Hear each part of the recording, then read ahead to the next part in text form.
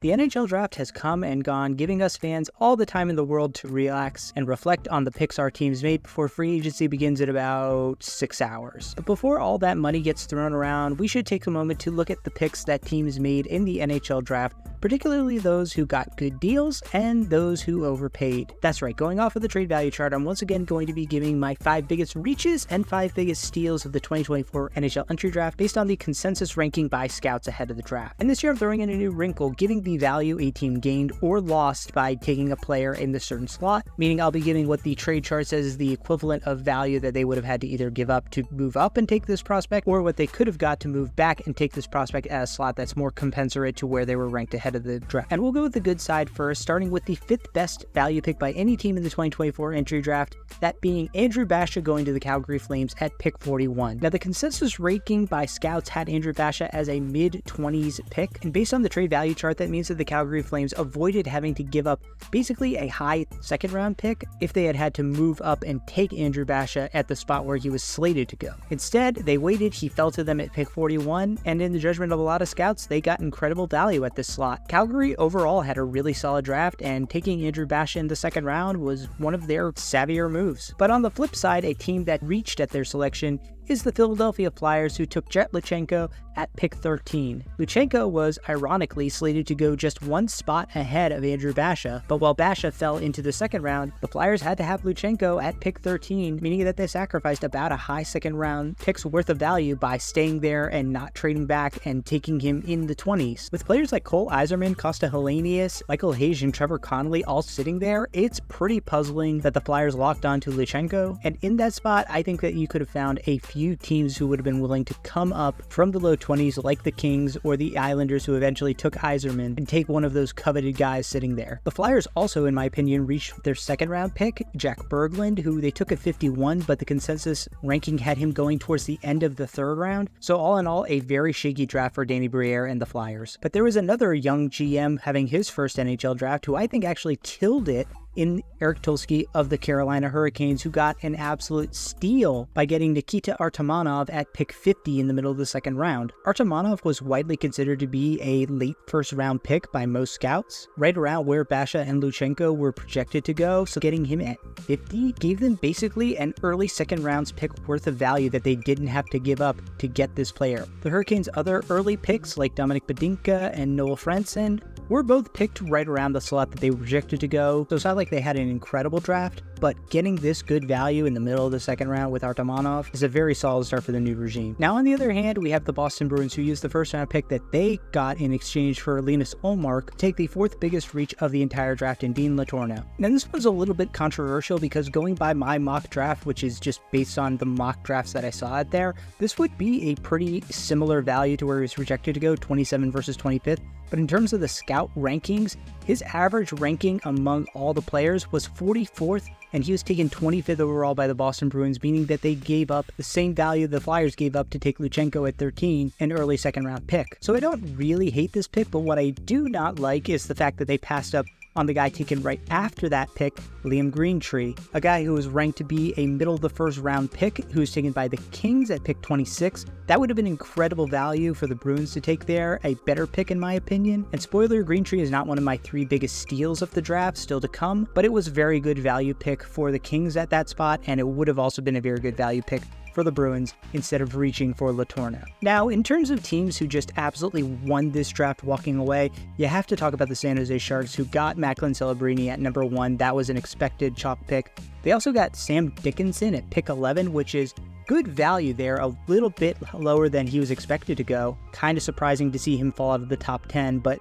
not completely out of the realm of possibility. But one guy that they did manage to get for incredible value was their first pick of the second round, Igor Chernyshov. Now, Chernyshov was expected to be a middle of the first round pick. I had him in my final mock draft going 20th overall, and the Sharks, instead of having to move up and give up another second round pick to go into the middle of the first round and take him, got a really good player to fall into their lap at the top of the second round. And then later on at pick 53, they also got another great value buy in Leo Wilenius, a guy who was expected to go middle of the second round around the 40s at pick 53. Again, not a massive steal, but that's still really good value by the Sharks. And if that wasn't enough, they also got another great value pick at the start of the 5th round, taking Colton Roberts there when he was projected to go in the middle of the 3rd round. Just all in all, an outstanding draft by the San Jose Sharks, who really jump-started their rebuild this weekend. On the other hand, though, my Washington Capitals had the 3rd biggest reach of the 2024 NHL draft when they took Tarik Parasek at pick 17 of the 1st round. And I know that there are a lot of scouts who were very high on Parasek coming into the draft. A couple even had him as a top 15 pick, but most all scouts that I saw had him as a late 1st, early 2nd round pick. And the Caps taking him at number 17 is just egregious practice. They could have traded back, gotten the equivalent of a 2nd round pick, and still managed to get Parasek like towards the end of the 1st round or in the early 2nd round. And there are other picks in the later round like Cole Hudson, Leon Mugli,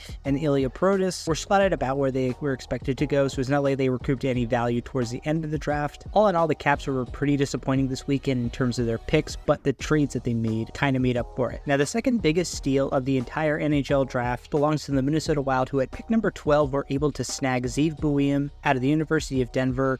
This was an exceptional value pick. I can't believe Buium fell out of the top 10. There wasn't a single mock draft that I audited that had Buium falling past 8 to the Kraken, and him being there at 13 for the Wild. That's just too good a value to pass up. They essentially got an extra late 1st round picks worth of value by not having to trade up to take Buium and just getting him at 13. And then on top of that, with their 2nd pick at number 45, they got another exceptional value grab when they got Ryder Ritchie, who was projected to be a late 1st round pick in the middle of the 2nd round. He might not develop into a superstar, but that's just incredible value by the Wild there, who in my opinion had one of the best drafts that nobody is talking about. On the other hand though, a team who could have taken Zeev Buium and didn't and passed him up for another player in the top 10 had one of the worst drafts of all, and that would be the Ottawa Senators, who took Carter Yakimchuk at pick 7. Ironically, in my consensus mock draft, I had Yakimchuk going to the Wild at 13, and there were some people who had him as a top 10 fringe top 5 pick.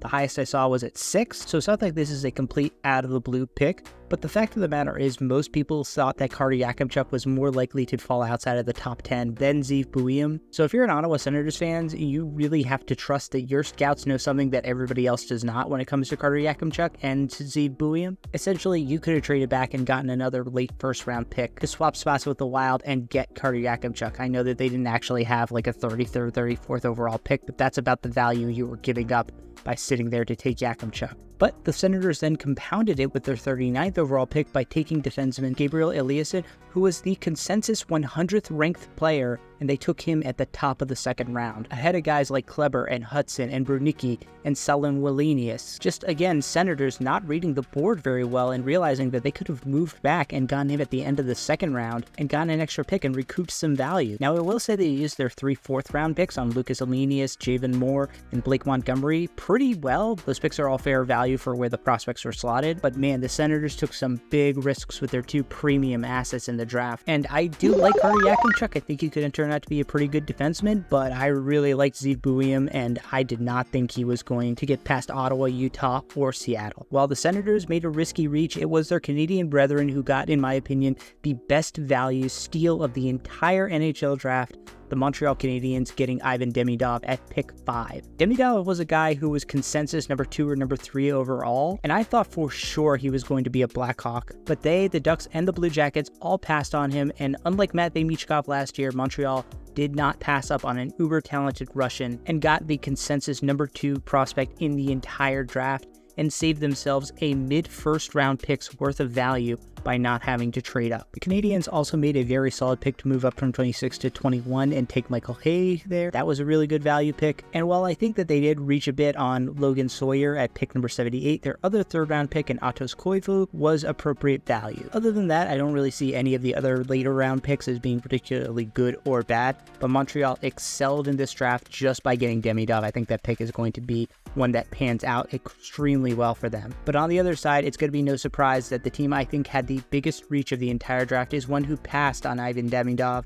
That's the Anaheim Ducks, who took Beckett Seneca at number 3 overall. Now, it's not just the fact that the Ducks passed on Demidov, the number 2 overall pick here at number 3 when he was available. I mean, the Blackhawks passed on Demidov too and took Leshunov at number 2, but that wasn't as big of a reach because Leshunov was considered to be the number 3 prospect. So the Hawks were just kind of choosing between them. But Beckett Seneca was projected to be a mid-first round pick, number 15 overall in this draft, and only half of the drafts that I evaluated had him going even in the top 10. So to take him at 3rd overall, Pat Verbeek better freaking know what he is doing, because this is also coming a year after the Ducks passed up on Anna Fantilli for Leo Carlsson, and while that choice was a little bit more understandable, Leo Carlsson was at least considered to be a consensus top 5 pick. This, on the other hand, taking Seneca essentially cost the Ducks an additional pick inside the top 15 by not trading back and taking Seneca around where he was projected to go. And given that there were reports that a bunch of teams were looking to trade with Montreal to get Demidov, you have to imagine that some of those teams would have swapped first round picks and given up a first round pick next year, and the Ducks still could have gotten Seneca later at like pick 10 or 11. Now, I will say the Ducks' second first round pick, taking Stian Solberg at number 23, is good value. That's about where he was slated to go. Ditto for Lucas Pettersson at pick 35, and they actually got a really good value pick at the start of the 3rd round with Maxim Massey. So overall, it was a decently strong draft for the Ducks, but man, it is not going to matter if Seneca does not develop into a star, and worse, any of Caden Lindstrom or TJ Ginla, Berkeley Catton, Cole Iserman, Ivan Demidov, or any of the defensemen manage to turn into superstars. If they do, Verbeek is going to be kicking himself for this pick for a while.